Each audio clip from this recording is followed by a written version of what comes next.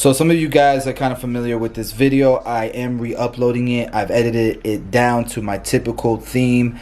Before it was a live stream, and honestly it was probably the worst performing tutorial that I have uploaded in 2 years. So I decided to take it down, re-edit it and make it YouTube friendly. So that's what we did. But I have a couple announcements before we get started. We are still updating Foundations, the online course. If you're a part of that, we are still updating it. And we did relaunch the Tune 45 Online Barber Academy, where you can get interactive, longer, detailed tutorials in which you guys will be able to chat, ask questions during the live stream. I can stop, I can explain things more, I can go into much more detail. If that's something that interests you, it's $15 a month. You can go in the link below in the description and sign up for that. Our first live stream will be this Monday, which is tomorrow, the 2nd of September. Is it tomorrow? Yeah, September 2nd. Okay, see you guys there. Super excited for the launch of this academy. If you enjoy this video, like always guys, please smash the like button. It helps the channel out so much. Love you guys. Alright guys, so this is the haircut we're going for. Definitely a lot different than what you're used to in my channel. A fuller look on the sides, definitely some length, graduated right above the ear, around the hairline. I think it's a dope look for the right people. You can style it so many different ways. It's a haircut that lasts. So we're gonna start with our initial guideline. Imagine a bald fade, and imagine this being your initial guideline, right? This is going to be the shortest piece of hair, the shortest guideline of hair. No different from if you were to grab a trimmer and bald that person out. That'd be the shortest length on the sides. And then we're gonna slowly graduate everything until it gets to its longest point on the sides, right? Except we're using shears, we're using our hands, we're using technique. Right now we're using palm to palm to create this look, and not just create the look, but to create it comfortably, ergonomically, so that your shoulders aren't hurting you after, and you're not sore after this cut. Especially if you do these type of haircuts often, posture and technique is super important long term. Okay, so we've done the sides. We're starting to work our way towards the back and continuing that initial guideline all the way through to the neck area, the nape, and then we'll start to graduate everything to its longest length on the sides, on the mastoid. This is the mastoid. The mastoid is where the sides start to round to the back.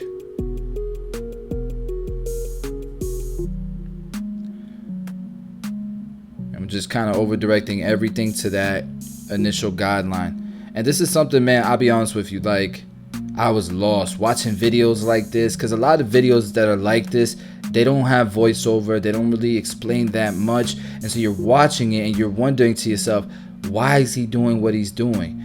With these 10-15 minute clips, I'm trying to explain the best that I can. Again, that first cut is the guideline. Everything else is brought down to that cut.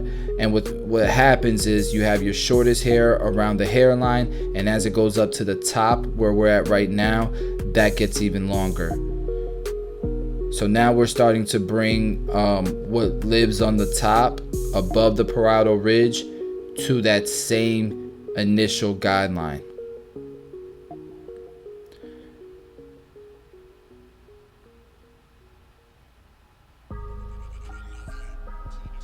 We're doing this all the way till we get to the mastoid, or where it rounds from the side to the back of the head. We'll repeat the same exact steps on the sides. Now my camera kind of cut off, so I didn't get to catch all of this side. We're kind of like midway in between the side, but you guys kind of get the idea. Same steps.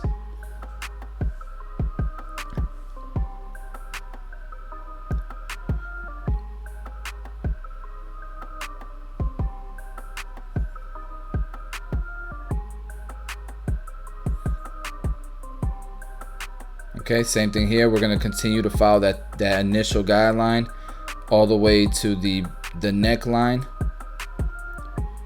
and then start to over direct everything to that initial guideline.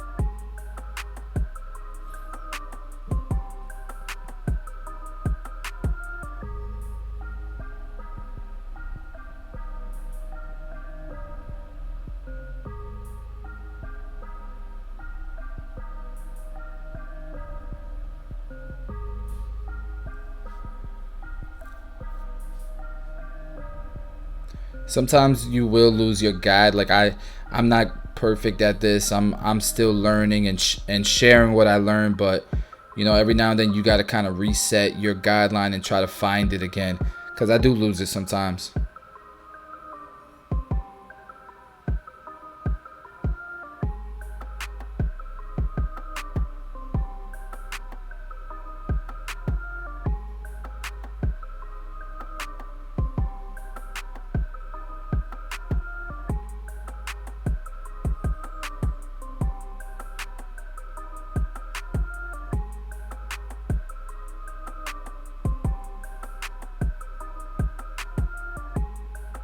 All right, and now we're going to do the same thing with the round of the head above the parietal ridge.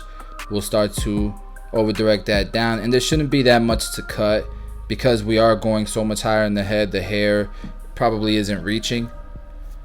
Now we are going to cut the back, and we're going to make this a flat squared shape all the way down to the neck area, where the neck area, it's going to be a little bit like layered. We're not going to graduate the neck area. I do want kind of like a wispy look in the back.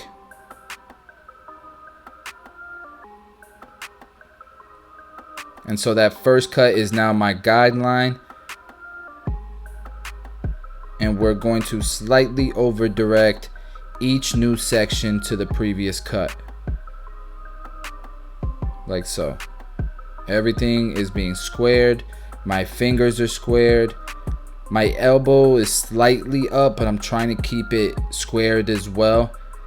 I just find this the easiest way to control what's going on here in the back, as opposed to doing palm to palm. You end up kind of making more of a graduated look shape when you do palm to palm and you're holding the hair vertically like this. So I like to cut over the knuckles. It helps me keep it more squared and see what I'm doing. And honestly, you're slightly bringing your elbow, you're slightly using your shoulder, but it's just really for the back, and it's not something that it's gonna really, you're not gonna feel strain unless you have injuries or something like that. I mean, you're really just working back here for a couple minutes.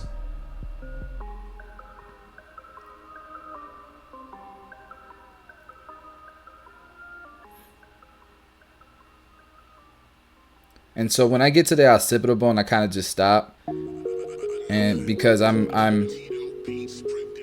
want to really focus on that area and make sure that the neckline looks soft, natural, almost like he didn't get a haircut, right? Believe it or not, that is a look that people, they want, you know what I mean? And so you get, for me, I just want to be versatile and be able to do everything. A blurry fade with a sharp line, and an all shear cut as well. So okay, so now we're gonna cross check. I'm just looking at it horizontally, kind of like when you're fading. If you fade up, you can fade down just to check it. We cut vertically, so now we're gonna cut horizontally just to check it. And you could do this throughout the entire head. If you lose like your guide, and you're grabbing your guide vertically, you can find it by grabbing horizontal sections.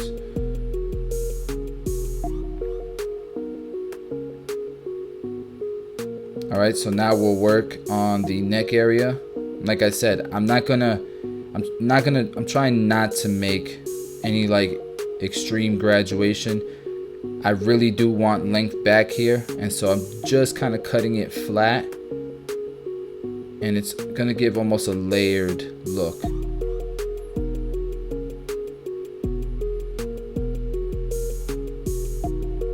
right, and so when I lay it down, you guys can, oh dang, I skipped it. You'll see the back later. Now we're gonna follow through into the fringe area, just to make sure, like, no matter how he styles his hair, there isn't like a weird disconnection. This is something I used to like really ignore as a barber. I never really focused on the fringe. If I lifted it up when I was cutting the top and I cut it, that was it. That's all you was getting. I wasn't doing all this. That's for sure.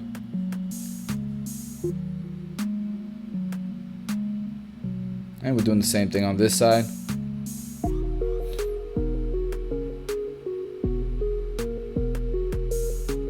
I'm really enjoying doing shear cuts, and to me it's a lot of fun, man. I guess it's just because it's new, it's different. It's not what I did for like 7 years straight and nothing else, right? So it's nice to be able to add this type of stuff to my arsenal and then get creative with it, infuse it with the things I've been doing forever. So now we're gonna cut the top. We'll cut it to kind of a triangular shape where we're going longer in the front, and that's my guideline, and that's a traveling guideline. It's going to be my guideline for the top.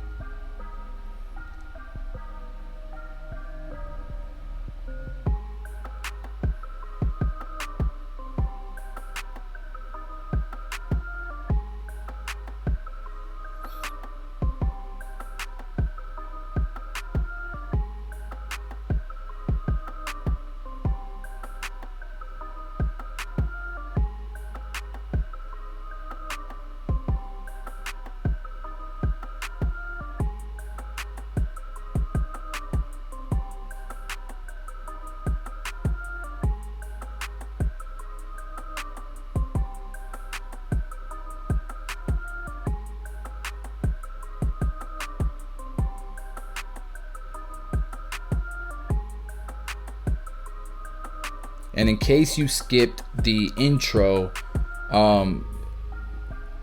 we will be doing, I did relaunch the online academy, and we'll be doing full length, probably hour-long videos with detailed explanations, live streams where you can ask questions. I'll explain a certain section. So like here, if you're having issues with it and you asked a question during the live stream, I'll stop the video. I'll bring out, a diagram if I have to. I'll really do my best to explain it even more. I can do screenwriting, all kinds of interactive ways to teach on the online academy. So if that's something that interests you, it's $15 a month. The link will be in the description. You can sign up, and we're going to be doing live streams pretty much almost every week, so you can get more information through that link. So let's go ahead and blow dry it. And if you notice, I don't have a concentrator nozzle. I'm really just trying to get air into the hair shaft and the hair roots, and so I took the concentrator off because that's going to allow me to get the maximum airflow through the hair, not so much concentrated. And that's, to me, that's important unless you're going to really do some detailed and some more of a voluminous look. All right, once we've detailed all the way through, blow dried it, I will start to work and detail the hairline. And if you see, I'm not using trimmers. I don't want to put a hard line there.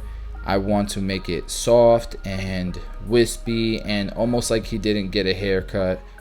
I just think it's a dope look. You can see the same thing with the neckline. It's more of a natural look, and I think it suits the overall style pretty damn nice. Just my opinion. Like I have grown to appreciate this style of cutting, right? More of what you would see in a salon. But I could also appreciate doing the same haircut and putting a nice taper in the back, a nice taper on the sides, strengthen that C cup a little bit. I could appreciate that too, right? At this point, I'm kind of just grabbing little sections of the temple area and just kind of grooming it a little bit.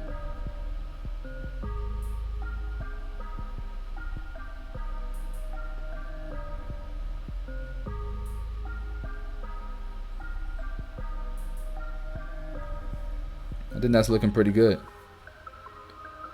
If you notice, I asked him to hold his ear. Just makes things easier.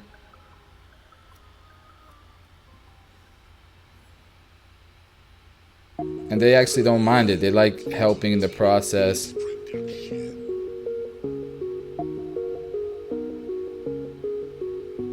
I mean, I wouldn't mind it. If I could help my barber any way, give me the best possible haircut they can give me, then I'm all in.